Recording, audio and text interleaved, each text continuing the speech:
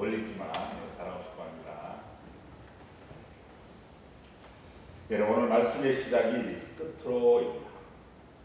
그런데 우리가 얼마 전까지 보았던 그 개정 성경에서는 이 부분을 종말로라는 말씀으로 시작하고 있습니다. 여러분, 무엇을 말하는 것이겠습니까? 끝으로, 그리고 종말로입니다.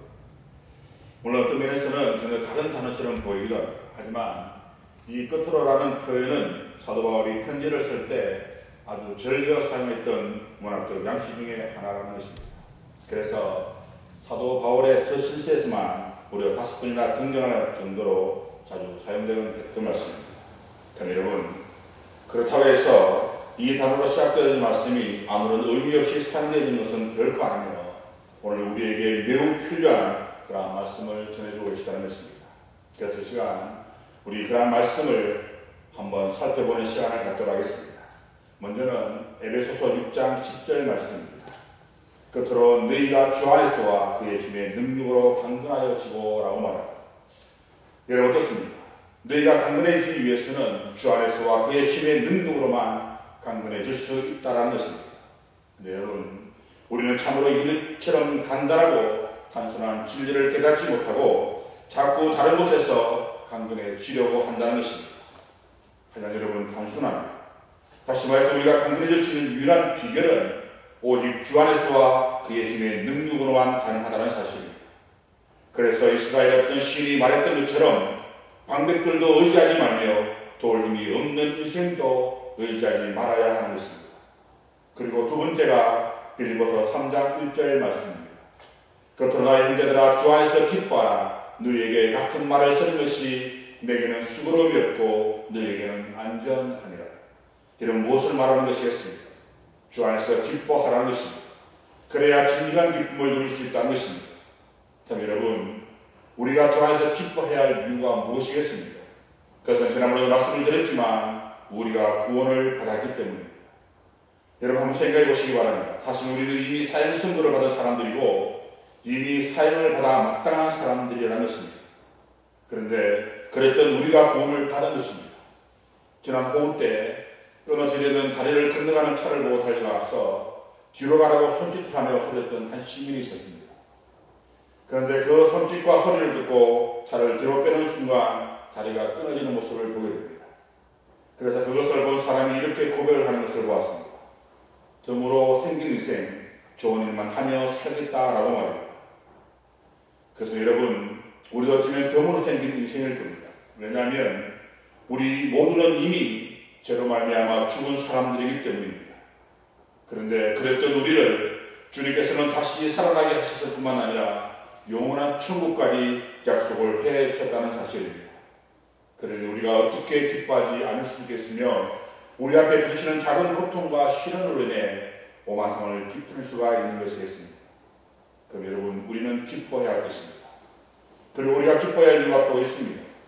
그것은 찬양의 가사처럼 우리는 사랑받기 위해 태어난 사람들이기 때문입니다. 다시 말해 우리는 하나님의 사랑을 받는 그러한 존재가 되었기 때문이라는 것입니다. 그래서 하나님께서는 사랑하는 우리가 주님의 이름으로 무엇이든지 구하면 다 주시겠다고 말씀을 해 주셨던 것입니다. 그리고 또 우리가 기뻐해야 할 이유는 주님이 이 세상을 이기셨기 때문입니다. 다시 말해 세상 권세, 마귀 사탄을 모두 이기셨기 때문이라는 것입니다. 여러분 어떻습니까? 참으로 놀라운 말씀이지 않습니까?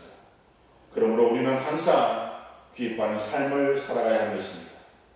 그리고 끝으로 시작되어지는 세 번째 말씀이 데살로니가 4장 1절 말씀입니다. 그러므로 형제들아 우리가 끝으로 주 예수 안에서 너희에게 구하고 권면하노니 너희가 마땅히 어떻게 행하며 하나님을 기쁘시게 할 수 있는지를 우리에게 배웠으니 곧 너희가 행하는 바라 더욱 많이 힘써라는 것입니다. 여러분, 지금 바울은 데살로니가 성도들이 마땅히 행할 일을 행하고 있지만 그러나 거기에 만족하지 말고 더욱더 힘쓸 것을 말씀하고 있다는 것입니다. 다시 말해서 우리의 신앙에 우리의 행함이 끝이나 제한을 두어서는 안 된다라는 겁니다. 그런데 여러분, 오늘날 대부분의 성도들은 어느 시점이 되면 너무나 쉬고 싶다고 너무나 쉬어야 된다는 그런 생각들을 많이 하는 경향들이 있습니다. 그래서 이 정도쯤이면 돼서 아니 이 정도면 충분해라고 생각을 하고 더 이상 아무런 시도나 노력을 하지 않으려 한다는 겁니다. 하지만 여러분, 신앙에는 믿으면 끝이나 제한을 두어서는 결코 안 됩니다. 왜냐하면 신앙에 있어서 이제 그만이라는 생각이 그것은 뭐 죽은 신앙이요 죽은 믿음을 의미하는 것이기 때문입니다. 그럼 우리는 끝까지 달려가야 합니다. 여러분, 어디까지 달려가야 하는 것이겠습니까? 주님이 우리를 부르시는 그날까지 우리는 달려가야 합니다. 그리고 그렇게 할 때 내가 이제 그만이 아니라 우리 주님께서 이제 평안히 쉬어라고 그렇게 우리들에게 말씀을 해 주실 것입니다. 그럼 여러분, 쉬지 말고 끝까지 믿음의 경주를 달려가시는 여러분의 삶이 되어지기를 소망합니다. 그리고 네 번째는 데살로니가 후서 3장 1절 말씀입니다. 그토록 형제들아, 너희는 우리를 위하여 기도하기를 주의 말씀이 너희 가운데서와 같이 퍼져나가 영광스럽게 되고라. 여러분, 이 말씀은 중보기도의 힘을 가리키는 말씀입니다. 다시 말해서 비록 신앙에 있어서는 용장이었음에도 불구하고 바울은 자신의 사역을 위해 기도해 줄 것을 부탁을 한다는 겁니다. 그래서 여러분, 기도는 하나님의 은혜가 우리에게 임하게 하는 통로입니다. 그리고 중보기도는 그러한 은혜를 상대방에게 임하게 하는 것이기 때문에 그 역사하는 힘은 더욱 크다는 것입니다. 그래서 마틴 루터는 남을 위하여 드리는 중보기도는 우리를 파멸시키는 이기주의에 속임에서 우리를 정화시켜 줄 것이라고 그렇게 말하게 됐습니다.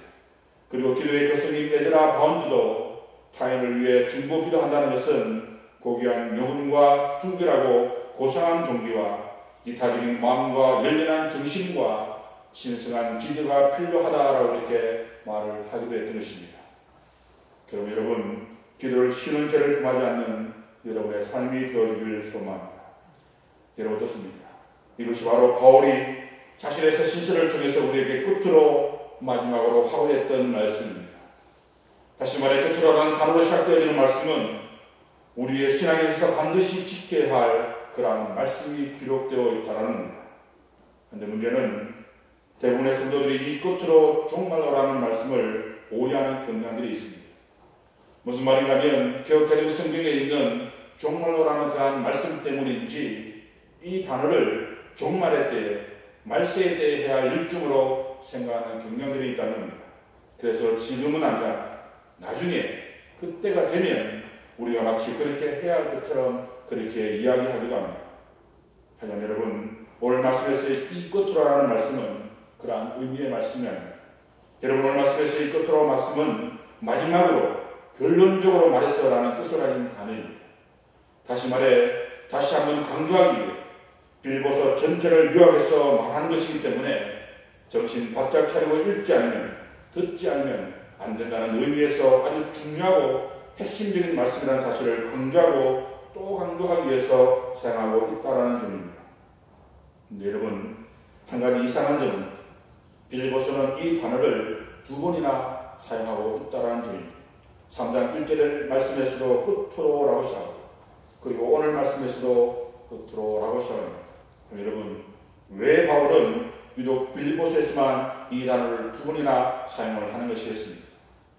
그것은 이 빌보서가 바울에게 있어서, 그리고 빌보교의 성도들에게 있어서, 그리고 오늘 살아가는 우리들에게 있어서도 매우 중요한 말씀이기 때문에 그렇게 사용한 것이라고 하셨다는 겁니다.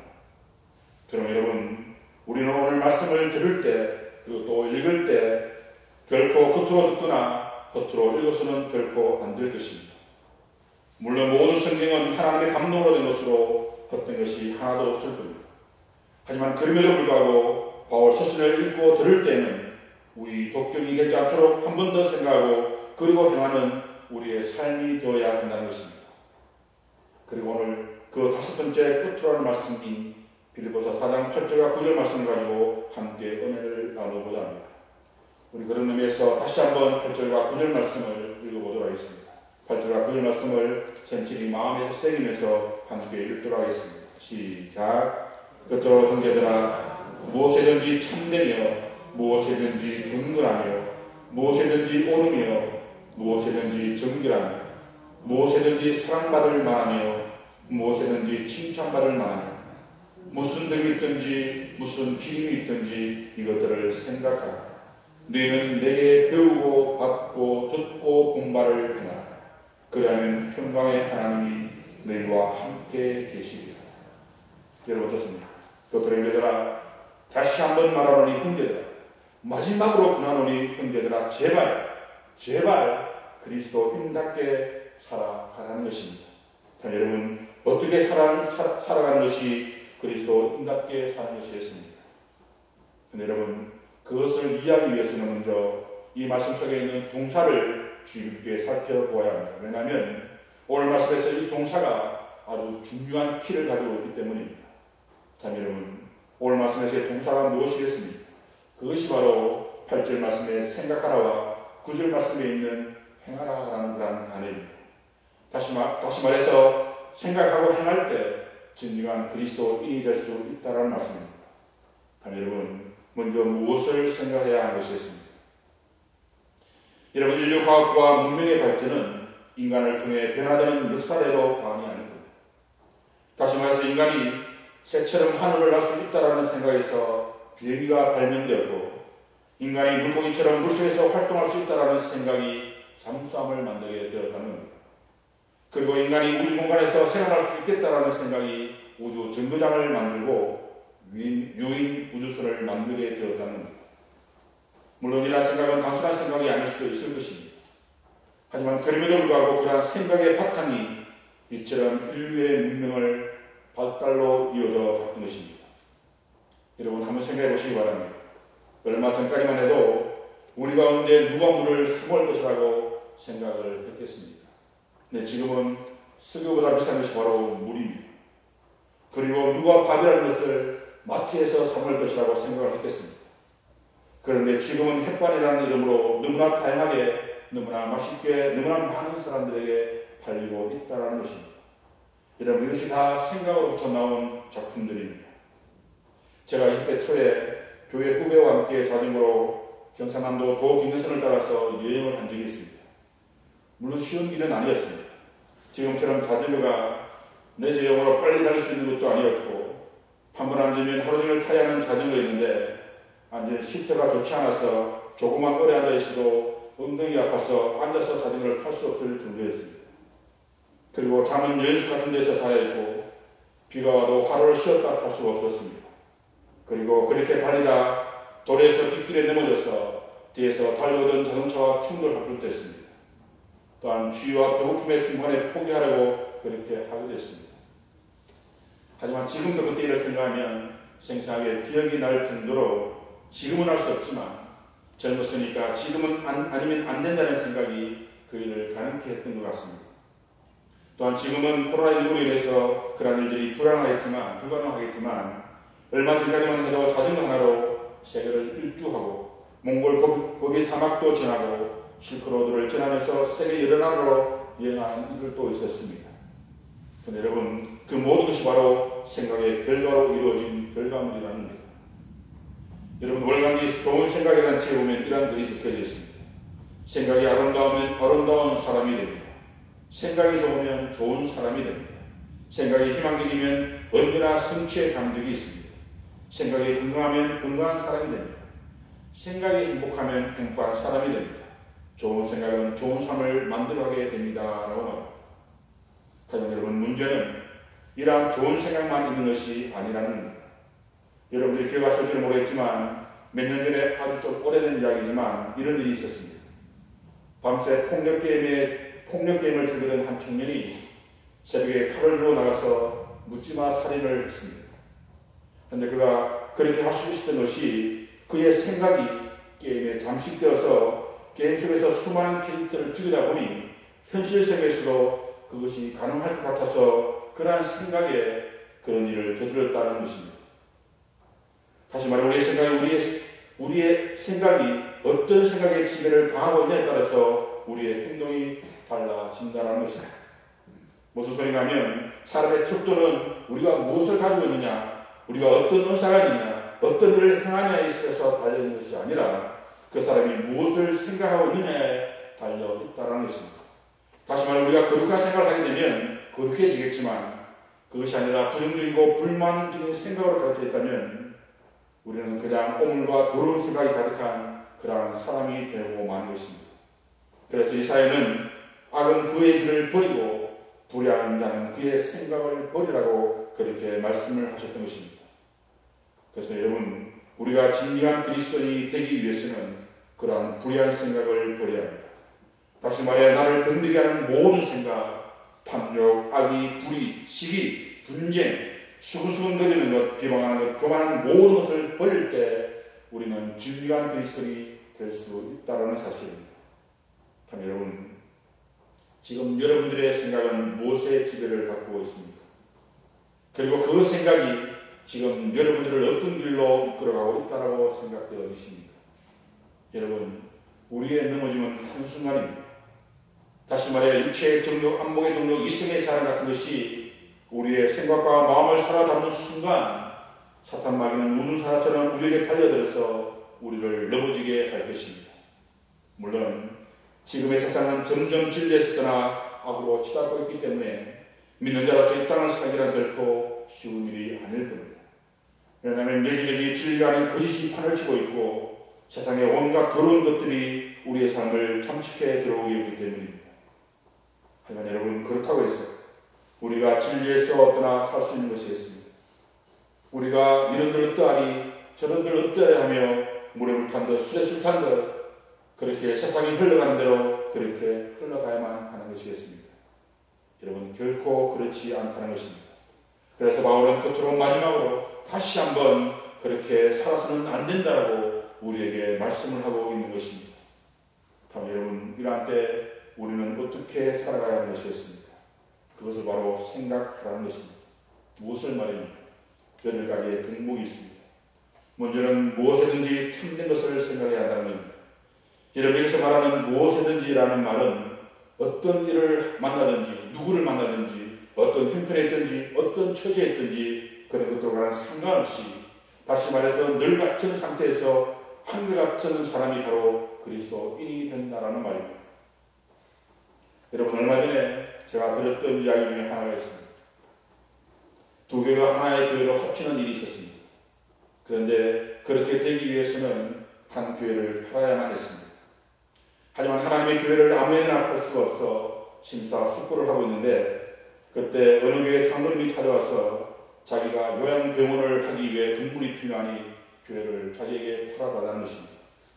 그래서 교회도 괜찮다라고 생각이 들어서 교회를 파는 조건으로 다른 용도로는 사용해서는 안 되고 그리고 특별히 미란에는 절대로 파서는 안 된다는 계약서를 쓰고 나중에 잔금을 치르겠다는 말만 듣고 기다리고 있는데 그런데 몇 개월이 지나도 아무런 소식이 없더라는 겁니다.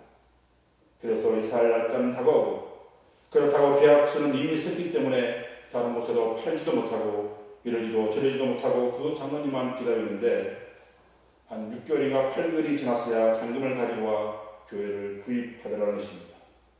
네, 여러분, 지금 그 교회가 무엇으로 바뀌어져 있는지 아십니까? 하나님의 교회라는 미단으로 바뀌어져 있습니다. 나중에 알고 보니 그 장로님이 중간에서 시세 차익만 누리고 몇 개월 후에 바로 이단에게 팔아버린 겁니다.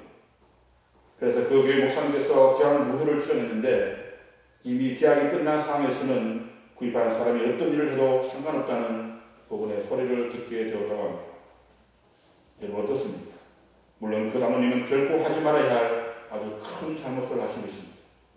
하지만 그 장로님이 모르고 계신 아주 심각한 죄가 있다는 사실입니다. 그것은 바로 하나님을 속이는 일입니다. 여러분들은 하나님을 속이는 일과 사람을 속이는 일 가운데 어느 것이 더 쉽다라고 생각이 되어지십니까? 물론 사람을 속이는 것이 더 쉽다라고 생각할 수도 있을 것입니다. 하지만 여러분, 그렇지 않습니다. 사람보다는 하나님을 속이는 일이 더 쉽습니다. 왜 그런지 아십니까? 하나님을 속이는 일은 드러나지 않기 때문입니다. 하나님을 속이는 일은 검증이 불가능하기 때문입니다. 그래서 오늘날 수많은 교회에서 수많은 성도들이 거룩이라는 칼을 쓰고 화내며 다투며 분쟁하며 수근수근거리며 비방하며 그렇게 살아가고 있는지 모르겠습니다. 여러분, 어떻게 하나님을 믿는 거룩한 사람들이 그렇게 할 수가 있는 것이겠습니까? 그것이 바로 참되지 않기 때문입니다. 여러분, 참되다라는 말은 위선과 가식과 거짓과 거래가 없는 진실한 상태를 말하는 단어입니다. 하지만 로마 3장 4절 말씀에 보게 되면 사람은 다 저를 짓되 다 거짓되되 오직 하나님은 참되시라고 말씀하고 있습니다. 다시 말해서 어떤 면에서 사람은 참으로 미술의 탈을 쓰고 살아가고 있다는 것입니다. 그런데 문제는 교회도 세상과 다르지 않다는 것입니다. 그래서 실행 가능하지 않는 말들을 참으로 쉽게 해버립니다. 그리고 현재 상황에 민감하게 적용되기 때문에 잠시 후에 이루어진 일쯤에 대해서는 거의 안중에도 두지 않습니다. 그러니 어떻게 진실된 삶을 살아갈 수가 있는 것이겠습니다. 여러분, 문제는 요한일서에 보게 되면 만일 우리가 하나님과 사귐이 있다 하고 어둠에 행하면 거짓말을 하고 진리를 행하지 아니함과 같다라고 말씀하고 있다는 것입니다. 다시 말해 거짓은 결국 아담처럼 하나님 앞에서라도 거짓과 이성과 자기 변명의 수렁에 빠지게 한다는 것입니다. 그래서 바울은 이것을 제발 생각하라는 것입니다. 누가 뭐래도 하나님의 단어들은 참되어야 한다고 말합니다. 그리고 두 번째는 무엇이든지 경건해야 한다고 말합니다. 여러분, 경건은 모든 그리스도인들의 덕목이어야 합니다. 왜냐하면 이 단어는 사도 바울만 사용하고 있는 성경적 용어인데 디모데전서와 디도서에서 사용하고 있는 것을 볼 수 있습니다. 그런데 거기에 보면 남녀 지사님들에게 이 표현을 사용하며 리스펙이라고 말합니다. 다시 말해 정중하고 정숙하며 존경받을 만한 생활을 해야 함을 말하고 있다는 것입니다. 그리고 디도서 2장에 보면 나이가 드신 분들에게는 경건함과 단정함으로 고요하고 평안한 생활을 하라고 말씀하고 있다는 것입니다. 그럼 여러분, 왜 바울은 이러한 표현을 사용하고 있는 것이겠습니까? 그래서 매사에 하나님을 닮은 하나님 중심의 삶을 살아가는 것이며 거룩하고 순화된 삶을 살아가는 그러한 의미에서 하신 말씀이라는 겁니다. 여러분, 찬송가 430장에 보면 이런 찬양이 있습니다. 주와 같이 길 가는 것 즐거운 일 아닌가. 우리 주님 그 가신 발자취를 밟겠네. 한 걸음 한 걸음 주 예수와 함께 날마다 우리 걸어가. 여러분, 이것이 바로 우리 그리스도인들이 가야 할 길입니다. 어린아이같이 미련하고 약하지만 그 길이 험한 골짜기라 할지라도 한 걸음 한 걸음 주 예수와 함께 걸어가는 길, 그 길이 바로 우리가 걸어가야 할 길이라는 사실입니다. 하지만 문제는 우리는 참으로 그 길을 가기를 두려워합니다. 아니, 이제 더 이상 가지 못하겠다고 때를 쓰기도 한다는 겁니다. 하지만 여러분, 그 길을 가지 않으면, 그 십자가 길을 가지 않으면 우리는 결코 영원한 생명의 멸망을 받을 수 없다는 사실입니다. 그러나 비록 그 길이 어렵고 힘든 길을 알지라도 사절 가사의 내용처럼 예수이자 에녹같이 우리도 천국에 들어 올라갈 때까지 주와 함께 그 길을 가야 하는 것입니다. 그럼 여러분, 지금부터라도 한 걸음 한 걸음 주님과 함께 그 길을 걸어가시는 여러분의 삶이 되어지길 소망합니다. 그리고 세 번째는 무엇이든지 옳은 생각을 해야 한다는 것입니다. 여러분, 여기서 말하는 옳으며라는 디카이아라는 말은 하나님으로부터 옳다 인정함을 받는 것을 의미하는 말입니다. 근데 여러분, 우리의 삶은 어떻습니까? 늘 이처럼 옳다 인정함을 받는 삶을 살아가고 있는 것이겠습니다. 여러분의 신앙생활이 하나님 보시기에 인정받을 수 있는 그러한 신앙생활을 하고 있는가 하는 것입니다. 문제는 대부분의 우리들의 삶은 하나님이 아닌 사람들에게 인정받기 위해 살아가고 있는 것처럼 보인다는 겁니다. 그래서 교회에서 봉사를 해도 남이 알아주기를 바랍니다. 하나님을 위해 헌신할 때도 남들이 알아주기를 바랍니다. 하지만 여러분들은 아나니아와 삽비라의 이야기를 다 아실 것입니다. 여러분, 그들이 거짓말을 했기 때문에 죽은 것이겠습니다. 물론 그것이 치명적인 이유가 될 수도 있습니다. 하지만 그 시작은 바나바가 자신의 소유를 팔아 교회에 헌납함으로 사도들로부터 권위자라는 인정을 받는 것을 보고 자신들도 사도들과 사람 앞에 인정을 받기 위해서 자신들의 소유를 팔아 헌납하는 것으로 시작되었다는 사실입니다. 하지만 여러분, 사람들에게 잘 보이려는 이유는 거짓을 낳게 되어 있고 결국 그 거짓으로 인해 죽음에 이르게 하는 무서운 결과를 낳게 된다는 사실입니다. 그래서 여러분, 옳게 살지 못합니다. 에서처럼 언약의 조상인 아브라함의 장자라 할지라도 그 언약의 축복을 누리지 못합니다. 아무리 하나님을 대변하는 사사할지라도 삼손처럼 되고 말 겁니다. 아무리 임금이라 할지라도 사울처럼 되고 말 것이며 아무리 예수님의 제자라 할지라도 가론 유다처럼 되고 만다라는 사실입니다. 그럼 여러분, 우리는 우리의 잣대가 아니라 하나님의 잣대에 우리의 모습을 달아야 하는 것입니다. 왜냐하면 하나님의 정은 항상 수평적이며 하나님이 결코 자루나 우루나 펼치는 분이 아니시며 하나님의 잣대는 언제나 모자람이 없기 때문입니다. 그럼 여러분, 우리는 우리의 모든 시간을, 우리의 모든 재물을, 우리의 모든 의사와 재주와 영광과 경험과 나의 모든 것을 주님 앞에서 살아가야 하는 것입니다. 그렇게 할 때 우리는 진정한 주님께서 옳다 인정을 받는 그러한 성도가 될 수 있을 것입니다. 그리고 네 번째는 무엇이든지 정결해야 한다는 것입니다. 여러분, 정결하다는 말은 도덕적으로 거룩하고 흠이 없는 그러한 상태를 정결하다고 말합니다. 하지만 여러분, 여기서 말하는 이 정결의 의미는 단순히 도덕적 정결만을 의미하는 것이 아니라 영적 순결을 의미하는 그러한 말씀이라는 것입니다. 다시 말해 하나님께 드리는 제사에 쓸 수 있는 깨끗하고 흠이 없는 제물이 바로 정결하다라는 그런 의미입니다. 그럼 우리는 더럽고 추한 생각을 버리고 오직 깨끗하고 정결한 생각을 하며 그렇게 살아가야 하는 것입니다. 여러분, 시편 24편 3절에서 5절까지의 말씀을 보게 되면 이렇게 기록되어 있습니다. 여호와의 산에 올 자 누구며 그의 거룩한 곳에 설 자 누구인가? 그 손이 깨끗하며 마음이 청결하며 뜻을 허탄한 데 두지 아니하며 그린 맹세하지 아니하는 자로다. 그는 여호와께 복을 받고 구원의 하나님께 의를 얻으리니. 여러분, 이것이 바로 우리가 무엇이든지 정결해야 할 이유가 있다는 겁니다.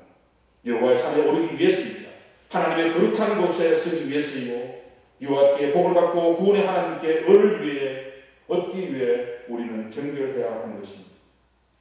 하지만 문제는 지금 우리가 살고 있는 세상은 너무나 추하고 너무나 더럽고 너무나 가증스러운 것들로 가득 차 있기 때문에 이처럼 무엇이든지 정결하기가 너무나 어렵다는 사실입니다. 하지만 여러분, 그럼에도 불구하고 우리는 우리의 정결함을 지키며 살아가야 한다는 것입니다. 물론 쉽지 않습니다. 연탄집에 들어가면 조심하고 또 조심할지라도 나도 모르게 연탄재가 묻는 것처럼 지금의 세상에서는 나도 모르게 그렇게 될 수도 있을 것입니다. 하지만 여러분, 그렇다고 그렇게 될 수밖에 없다고 해서 우리가 마음을 놓아버리면 어떻게 해야 되겠습니까? 우리는 영원히 그곳에서 헤어나올 수가 없게 되는 겁니다. 그러므로 우리는 늘 언제나 몸과 마음을 깨끗하게 해야 할 것입니다. 눈을 뜨면 얼굴을 씻고 샤워를 하듯이 그렇게 매일 아침에 우리의 몸과 마음을 정결하게 합니다.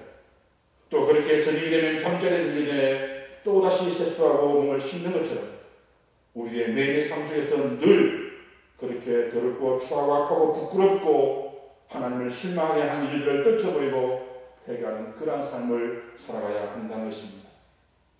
하지만 여러분, 그렇게 하기만 하면 다 되는 것일까요? 여러분, 그것이 결코 그렇지 않다는 것입니다. 다시 말해 우리는 반드시 후속 조치를 해야 합니다. 왜냐하면 예수님께서 비유로 말씀하시기를 너희 마음에서 내어 쫓긴 마귀가 다시 너희에게로 와서 너희 마음을 들여다보다가 너희의 마음이 성령으로 정결한 영으로 가득 차 있지 않으면 자기가 그 악한 일곱 영을 데리고 와서 거하게 될 것이고 그렇게 되면 그의 마음의 형편이 이제보다 더욱 악하고 형편이 없게 될 것이기 때문이라고 그렇게 말씀을 하셨습니다. 그럼 여러분, 우리는 늘 정결해야 합니다. 그 한 번에 정결하는 것으로 만족하는 것이 아니라 계속적으로 성령의 영, 정결의 영으로 우리의 마음을 채우고 또 채워야 하는 것입니다. 그렇게 할 때만이 이 땅에서 진정한 그리스도인의 삶을 살아가게 되는 것입니다. 그리고 다섯 번째가 무엇이든지 사랑받을 만한 삶을 살아가야 한다는 것입니다. 여러분, 이 사랑받을 만하며 라는 말은 신약 성경 전체에서 이곳에 단 한 번만 나오는 유일한 표현입니다.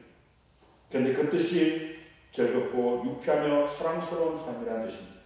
다시 말해 사도 바울은 그리스도인의 삶이란 이처럼 즐겁고 유쾌하며 사랑스러워야 함을 말하고 있다는 것입니다. 여러분, 이 사랑받을 만하며 라는 말에는 또 다른 의미도 들어있습니다. 그것이 바로 매력적인 것, 다시 말해 사람을 끄는 힘으로 번역하기도 한다는 겁니다. 무엇을 말하는가 하면 예수를 믿는 사람들은 나도 즐겁고 유쾌하며 사랑스러워야 하지만 다른 사람들이 볼 때에도 무엇인가 매력적인 면이 있어야 하며 그 사람을 끄는 힘이 있어야 한다는 말입니다.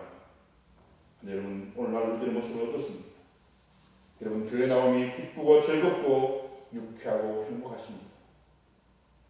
아니, 나는 그렇다 하지 않더라도 여러분 주변에 있는 사람들이 여러분들의 모습을 보고 충분히 매력을 느끼고 있는 것이었습니다. 여러분, 그것이 그렇지 않으니 안타까운 현실일 뿐입니다. 심지어 요즘은 교회 다니는 사람조차도 숨기고 있는 그러한 실정이 되어버렸습니다. 하지만 여러분, 성도는 무엇보다 신앙생활이, 교회생활이 즐겁고 유쾌하고 행복해야 합니다. 왜냐하면 하나님이 우리와 함께 하시기 때문입니다. 그리고 그렇게 할 때 우리들의 매력이 자연스럽게 발산이 될 것입니다. 여러분, 초대교회를 한번 생각해 보시기 바랍니다. 그들은 신앙생활이 너무나 즐겁고 너무나 유쾌했고 너무나 행복했습니다. 그래서 주변의 수많은 사람들이 그들의 매력에 흠뻑 빠져들었습니다. 여러분, 이것이 바로 사랑받을 만한 성도의 모습입니다. 그럼 여러분, 그리스도로 말미암아 즐겁고 유쾌하고 행복한, 그래서 사람들에게 여러분들의 매력을 충분히 어필할 수 있는 그런 여러분의 삶이 되어지길 소망합니다. 또 여섯 번째는 무엇이든지 칭찬받을 만한 삶을 살아가야 한다고 말합니다. 여러분, 여기서 말하는 칭찬받을 만하며라는 말은 정중하고 고상하고 우아함을 뜻하는 그런 말입니다. 다시 말해 세상을 함부로 막 사는 삶이 아니라 정중하고 고상하고 그리고 우아하게 좋은 평판이 있도록 근신하고 그렇게 살아가는 삶이 바로 칭찬받을 만한 삶이라는 겁니다. 여러분, 인간관계에서 정중한 모습은 참으로 고고한 멋이 풍깁니다. 하지만 몇 마디 대화를 하지 않아도 우리는 그 사람이 그걸 충분히 알 때도 있습니다. 그럼 우리는 매사에 말을 조심해야 합니다. 하지만 여러분, 그것이 조심한다고 해서 고칠 수 있는 것입니다. 저도 그러지 못할 겁니다. 그래서 말에는 훈련이 필요한 것입니다. 여러분, 예수 믿는 사람들에게 인정을 받지 못한다면 어떻게 하나님의 영광을 드러낼 수가 있겠습니까? 기회만 있으면 상대방의 허물을 잡고 기회만 있으면 정죄하라는 사람이 어떻게 하나님의 영광을 드러낼 수가 있는 것이겠습니까? 그럼 여러분, 우리는 훈련받고 또 훈련받아서 정말 정중하고 고상하고 우아한, 그래서 무엇이든지 칭찬받는 그런 삶을 살아가는 우리들의 삶이 되어야 할 것입니다. 여러분, 바울은 여기에서 그치지 않고 두 가지 동목을 더 붙입니다.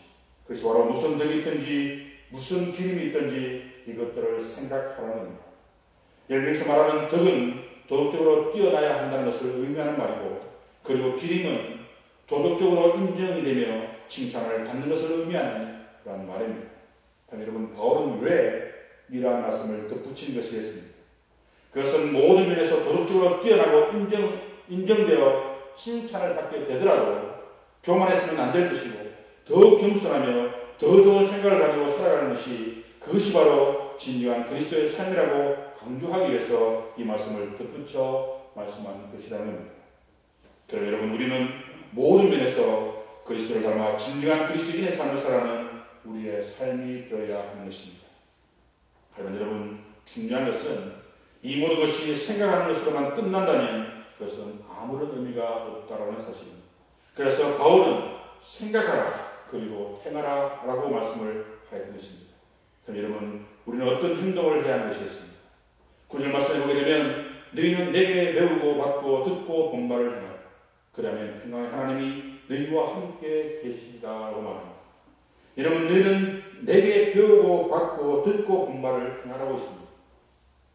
여러분, 이스라엘 사람들에게는 현자, 학자, 선생이라는 이렇게 세 부류의 교사가 있다고 합니다.